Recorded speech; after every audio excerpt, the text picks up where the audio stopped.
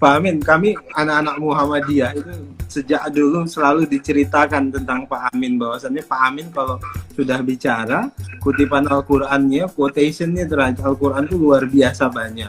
Bahkan banyak yang menyampaikan wah Pak Amin rutin baca Al-Qur'an setiap hari. Gimana caranya Pak Amin? Bagi tips buat kita-kita yang muda ini Pak Amin. Jadi kan Al-Quran bicara tentang dirinya. Al-Quran itu Inna hadzal Qur'ana. Assalamualaikum Pak Amin. Waalaikumsalam warahmatullahi wabarakatuh. Terima kasih Pak Amin sudah bersedia saya ajak ngobrol pada malam hari ini. Malam hari ini kita ngobrol-ngobrol santai Pak, dan sebagian besar tentu rindu dengan Pak Amin. Ya, teman-teman sekalian, siapa yang tidak kenal Profesor Dr. Amin Rais, mantan Ketua Umum Muhammadiyah 95-98 Pak ya? Ya.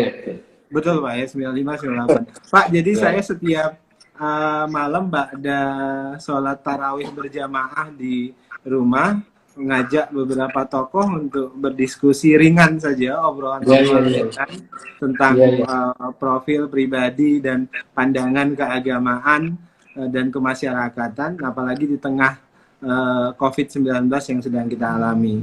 Pak Amin, saya mulai Pak Amin. Sekarang usia Pak Amin sudah 78 ya kalau saya tidak salah. 76.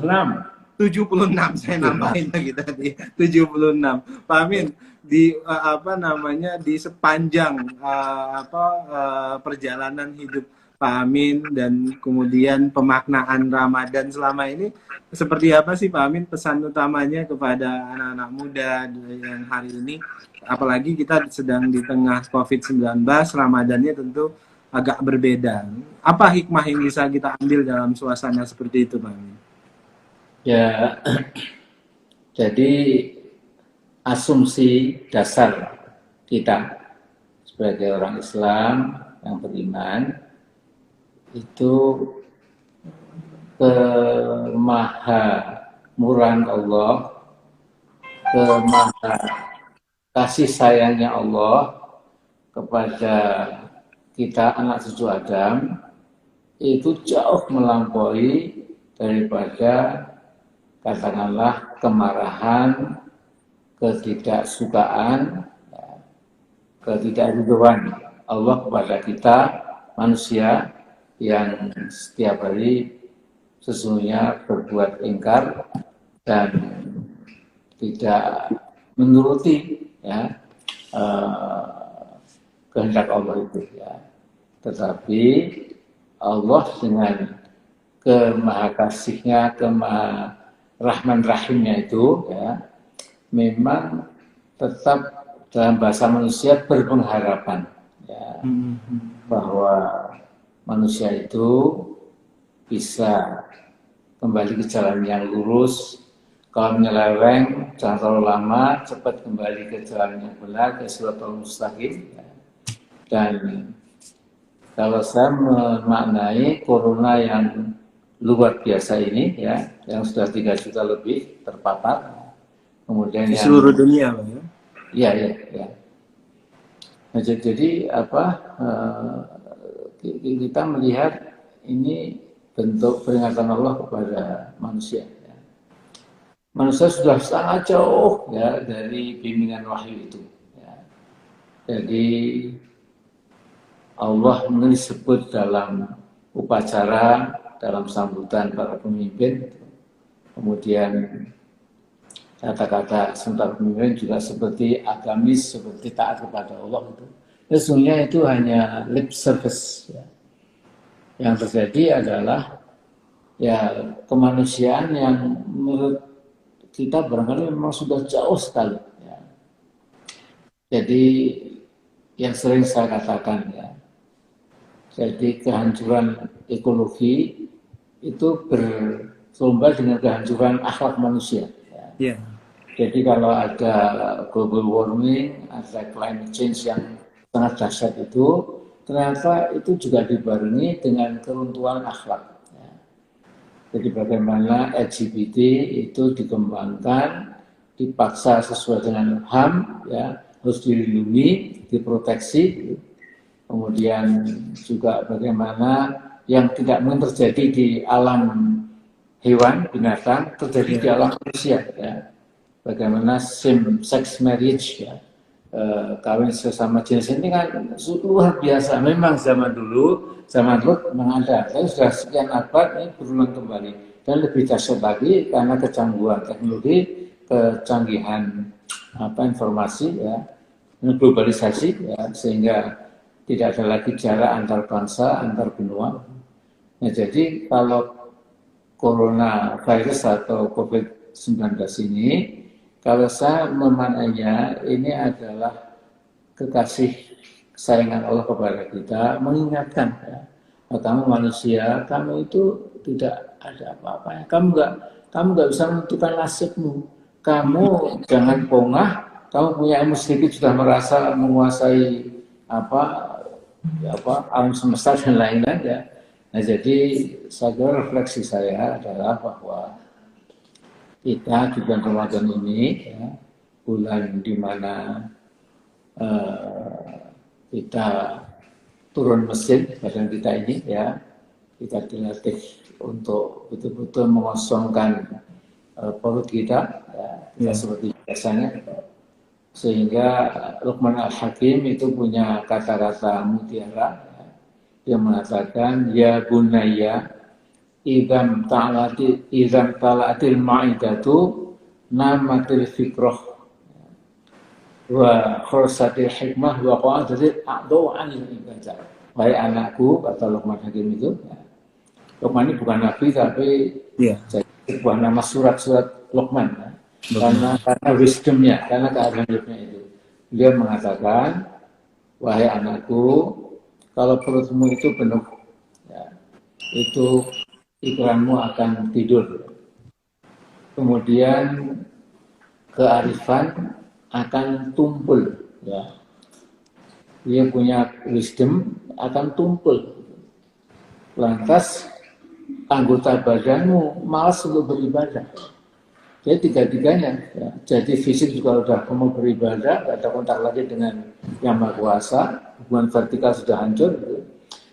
Kemudian juga pikiran sudah tidur, nah kemudian juga hikmah sudah tercerabut, sehingga akhirnya manusia itu menjadi makin jauh. Malah kalau dalam Al-Quran itu, ya, itu Allah berfirman, ya, فَإِذَا سَوَيْتُهُ وَنَفَخْتُ فِيهِ مِنْ رُوحِي فَقَعُوا لَهُ سَاجِدِينَ.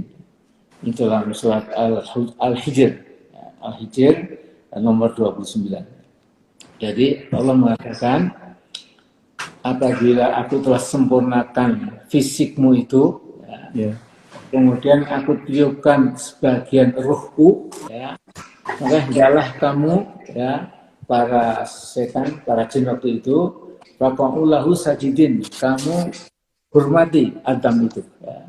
Ketika Adam diciptakan, ya, fisiknya sudah jadi, kemudian Allah meniupkan roh, gitu. Maka bedanya cucu Adam ini dengan fauna dan flora adalah manusia itu punya kesucian, ya, karena ditiupkan oleh roh dari Allah itu, ya. Jadi bedanya dengan binatang atau hewan dengan semuanya, ini manusia punya pesan-pesan ilahiyah. Tetapi kita bisa mengotori kalau kita degradasi diri kita ini, yeah, menjadi, ya, setengah binatang atau lebih buruk dari binatang. Jadi dalam surat Al-Araf itu Allah berfirman, "Walaqad dzara'na jahannama katsiran minal jinni wal ins." Kami Allah sudah siapkan neraka jahanam itu untuk menampung sebagian besar jin dan manusia. Lahum qulubun la yafqahuna biha, mereka punya hati nurani tapi nggak pernah bisa melihat kebenaran. Walahum aynun la yubsiruna biha, mereka punya mata tapi tidak bisa membedakan mana yang baik mana yang buruk, gitu. Kemudian walahum adhan la yasma'un, tapi mereka juga punya juga punya telinga. Apalagi mendengar kebenaran dan lain-lainnya, sehingga mereka itu seperti hewan, bahkan lebih sesat dari hewan. Nah, jadi Jadi Quran itu mas kadang-kadang tajam perumpamannya itu, sangat tajam. Ya. Sehingga dengan refleksi Ramadan kita kali ini yang dikepung dengan COVID-19 ini, Mas Daniel, saya kira sudah sangat tinggi waktunya. Ini Pak Amin, kan gimana?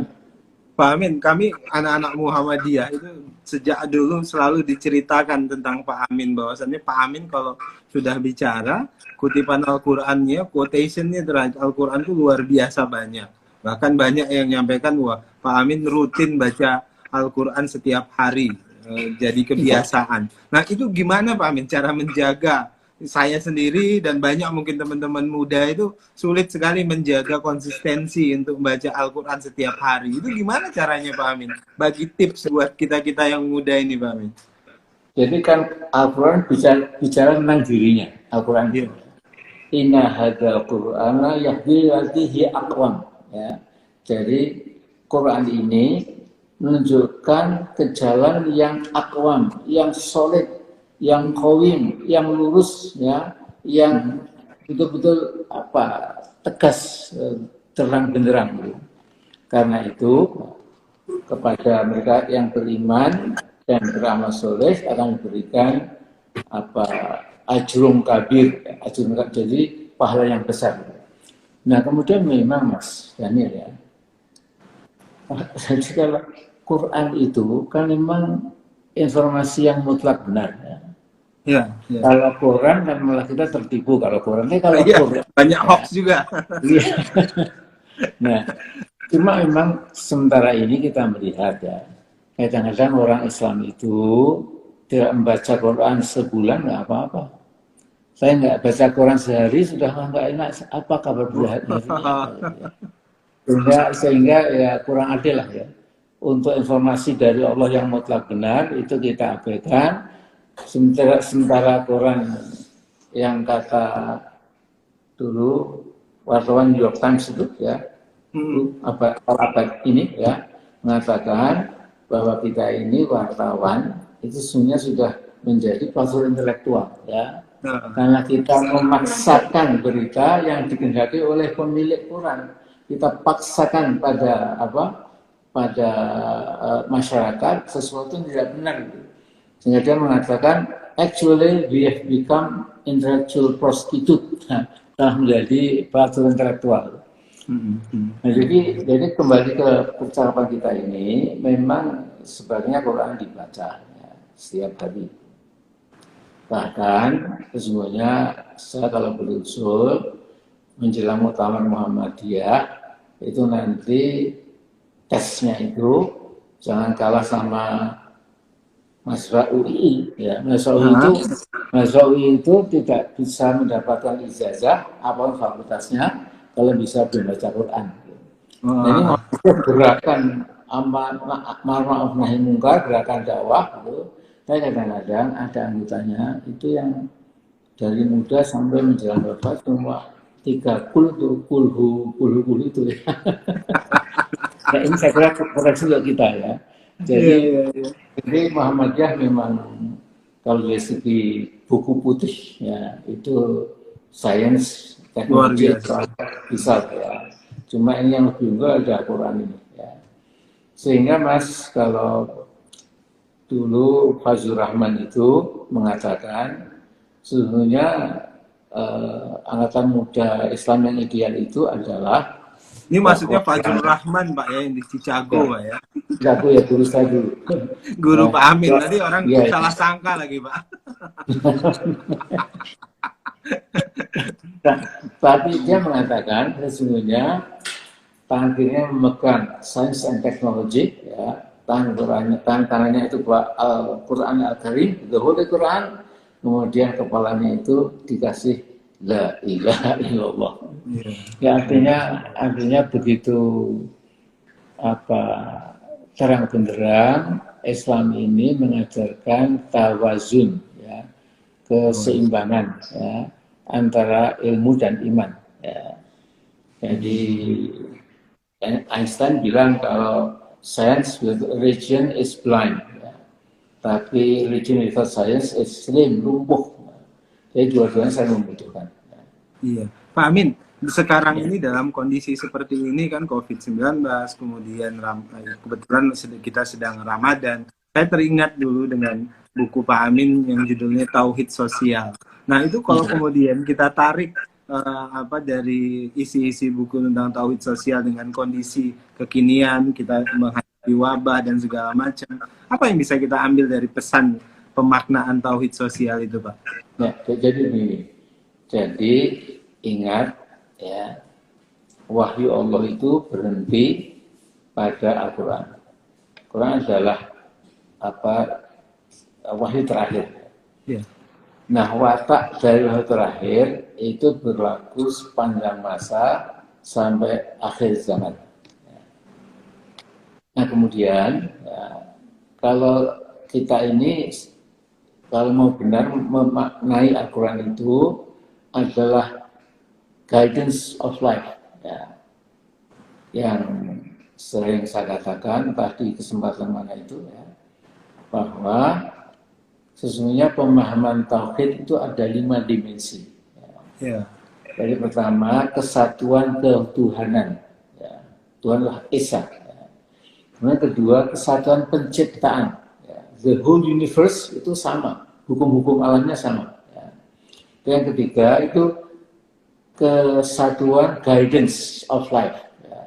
Kemudian juga tentu karena Allah tunggal, ciptanya tunggal, maka tuntunan hidup juga tunggal. Ya. Yang keempat itu kesatuan morality. Ya. Ini baik itu buruk, ya. Ini terpuji itu terkutuk, itu universal. Ya.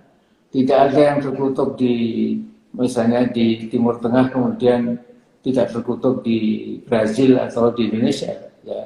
Jadi itu sudah Jadi sudah abadi. Ya. Nah kemudian the unity of the pool of life, ya. Semua akan menuju ke kesatuan ya akhirat nanti. Yeah. Nah jadi saya memang orang yang sangat meyakini Quran itu bersifat abadi, bersifat universal, kongruen, sama seperti dengan kemanusiaan, ya. Yeah. Dan kalau kita terapkan, tidak ada lain kecuali hasilnya pasti bagus.